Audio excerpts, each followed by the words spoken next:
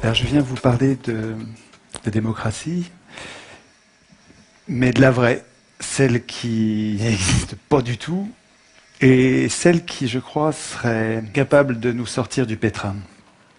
Depuis longtemps, depuis 2500 ans, avons besoin de mettre au-dessus de nous des représentants pour produire et appliquer un droit écrit qui nous protège contre l'arbitraire des plus forts.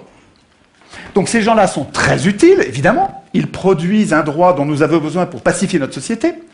Mais en même temps, ils sont très dangereux. C'est-à-dire que si jamais ils se mettent à abuser, s'ils se mettent à servir les intérêts d'une caste au lieu de servir l'intérêt général, ou s'ils se mettent à abuser du pouvoir en devenant fous, puisque le pouvoir les rend fous systématiquement.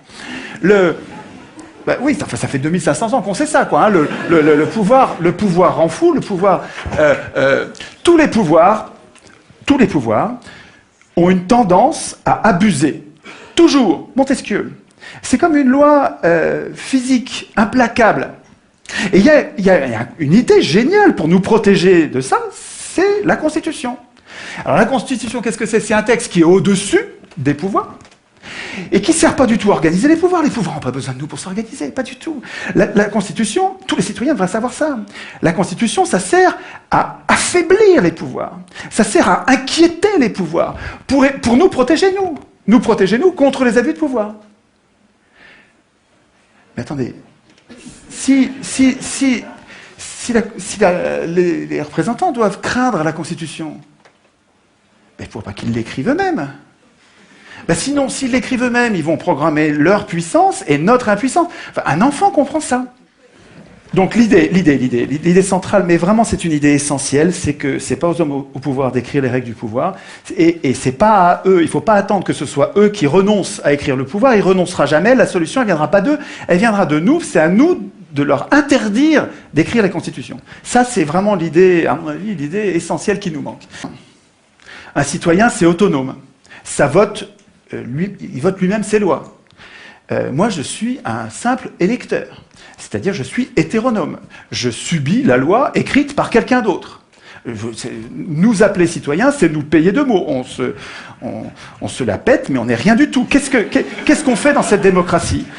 Dans cette prétendue démocratie, qu'est-ce qu'on a comme droit? On a le droit de désigner des maîtres politiques qui vont tout décider à notre place pendant 5 ans. On les désigne parmi des gens qu'on n'a même pas choisis. En plus, c'est les plus riches qui les choisissent. Et dans le cas éventuel où ils nous trahissent au dernier degré, on n'a pas le moindre moyen de résister. Alors c'est vrai qu'on a la liberté d'expression, mais absolument sans aucune force contraignante. C'est-à-dire qu'on a le droit de blablater, si ça n'a pas d'effet, on a le droit. Dès que ça change quelque chose, c'est un massacre. Et nous appelons ça démocratie. C'est notre faute. Nous devrions faire la grève de ces momentaires. Nous devrions refuser d'appeler démocratie ce qui est son strict contraire. Nous participons à notre impuissance politique en acceptant d'appeler démocratie ce qui est la négation même de nos droits. C'est-à-dire que quand on accepte d'appeler ça démocratie, on n'arrive même pas à formuler la solution. On a besoin de la démocratie, mais on n'arrive pas à le dire puisque le mot est pris par son contraire. C'est génial d'avoir inversé les mots, c'est du Big Brother, absolument. Hein. Ça ne s'est pas passé par hasard. C'était pas bien au début, en 1789, quand ça a commencé il y a 200 ans, et puis ça s'est pas dégradé, c'est pas du tout ça. Sieyès, un grand penseur de la Révolution française, une pointure, hein, je ne vous parle pas d'un second couteau, écrivait en 1789. Les citoyens, ouvrez les guillemets, hein, c'est Sieyès qui parle. Les citoyens qui se donnent à eux-mêmes des représentants ne peuvent pas écrire le droit, ne peuvent pas du tout, doivent renoncer à faire eux-mêmes les lois. Ils n'ont pas de volonté particulière à imposer. S'ils dictaient des volontés, la France ne serait plus cet État représentatif, ce serait un État démocratique. Le peuple, c'est toujours du Sieyès, hein, le peuple, je le répète, dans un pays qui n'est pas une démocratie, et la France ne saurait l'être, le peuple ne peut parler, et ne peut agir que par ses représentants. Attends, ce gars-là n'était pas un démocrate. Et il savait très bien ce que c'était la démocratie. Vous allez le voir dans un instant. Tout le monde savait, avant 1789, tout le monde savait, Montesquieu, Aristote, ils savaient tous que l'élection est aristocratique, donc oligarchique. Aristote le disait explicitement, je vous passe la citation. Montesquieu le disait aussi explicitement, je vous passe la citation. Vous irez sur le net pour chercher, il faut que j'aille du temps. Je voudrais insister, ça c'est super important. Il y a deux choses très importantes. Pendant 200 ans de tirage au sort à Athènes, où il y avait des riches et des pauvres. Ok, je sais qu'ils avaient mis de côté les esclaves, je sais qu'ils mettaient de côté les femmes. Je ne vous parle pas de ça, je vous parle des citoyens. Les citoyens de l'époque, il y avait des riches et des pauvres. Pendant 200 ans de tirage au sort, c'est les pauvres qui ont dirigé toujours. Toujours. Au contraire, on a un autre exemple. Alors, on a deux exemples historiques, avec des faits. Ce n'est pas des opinions, c'est des faits. Pendant 200 ans de tirage au sort, le tirage au sort, c'est les pauvres qui gouvernaient. Il y avait des riches, mais ce n'est pas eux qui gouvernaient, c'est les pauvres qui gouvernaient. Et puis pendant 200 ans de gouvernement représentatif, parce que c'est comme ça que ça s'appelle notre régime, ça ne s'appelle pas une démocratie, ça s'appelle un gouvernement prétendument représentatif. Et dans ce régime-là, pendant 200 ans, c'est toujours les riches qui dirigent. Toujours. Ma question, puisque le tirage au sort donne le pouvoir aux pauvres, le pauvre c'est 99%, puisque l'élection donne le pouvoir aux 1%, des ultra-riches, mais jusqu'à quand les pauvres, les 99%, vont-ils défendre l'élection comme si c'était une vache sacrée? Enfin, je veux dire, pour moi, il y a quelque chose d'indéfendable à voir tous ces pauvres qui défendent l'élection alors que le tirage au sort leur rendrait le pouvoir. Qu'est-ce qui fait que nous tenons à l'élection? C'est parce que c'est pas la raison, parce que les faits montrent que nous n'avons pas intérêt à ça. Mais par contre, c'est les mythes. L'école dite républicaine nous apprend que depuis qu'on est tout petit, que élection égale démocratie, démocratie égale élection. Alors, depuis que tout petit, on le croit. Et donc, il y a une période de désintoxication de ces mensonges de pouvoir. Il faut arriver à remettre les mots à l'endroit. Nous ne sommes pas en démocratie, et ce dont nous aurions besoin, c'est une démocratie avec du tirage au sort qui nous libérerait de ceux qui veulent le pouvoir.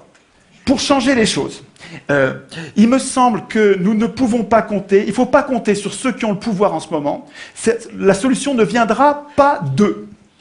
La solution, elle viendra des gens normaux, des gens simples, des gens qui ne veulent pas de pouvoir. Et là, il faut que vous connaissiez cette pensée d'Alain, qui est un penseur formidable, à connaître absolument, qui disait « Le trait le plus visible de l'homme juste est de ne point vouloir du tout gouverner les autres. Et de se gouverner seulement lui-même. Cela décide tout.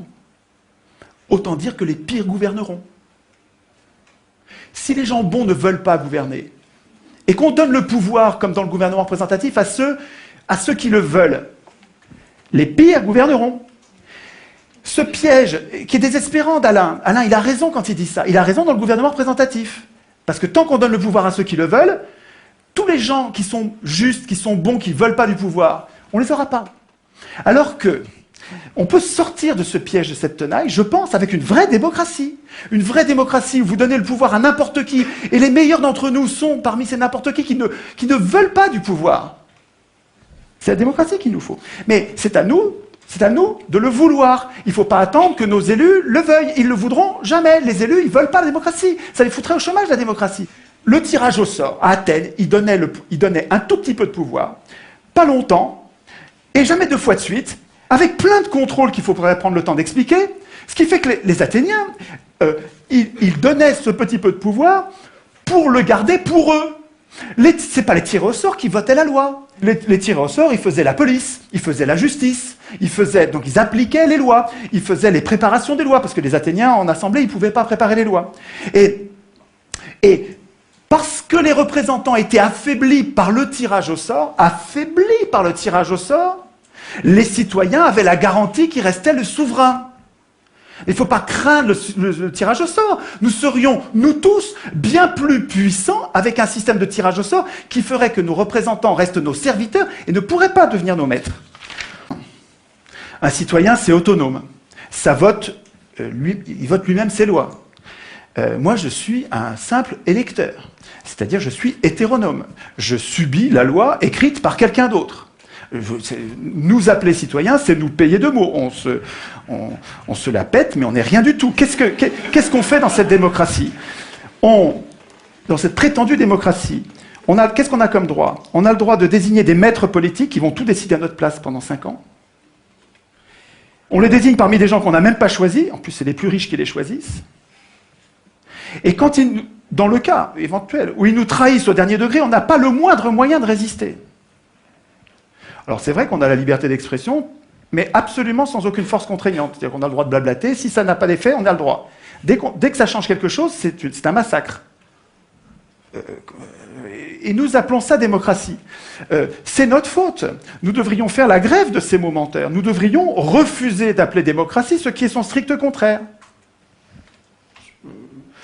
Nous participons à notre impuissance politique en acceptant d'appeler démocratie ce qui est la négation même de nos droits. C'est-à-dire que quand on accepte d'appeler ça démocratie, on n'arrive même pas à formuler la solution. On a besoin de la démocratie, mais on n'arrive pas à le dire puisque le mot est pris par son contraire. C'est génial d'avoir inversé les mots. C'est du Big Brother, absolument. Hein. Ça ne s'est pas passé par hasard. C'était pas bien au début, en 1789, quand ça a commencé il y a 200 ans, et puis ça s'est pas dégradé. C'est pas du tout ça. Sieyès, un grand penseur de la Révolution française, une pointure, hein, je ne vous parle pas d'un second couteau, écrivait en 1789. Les citoyens, ouvrez les guillemets, hein, c'est Sieyès qui parle.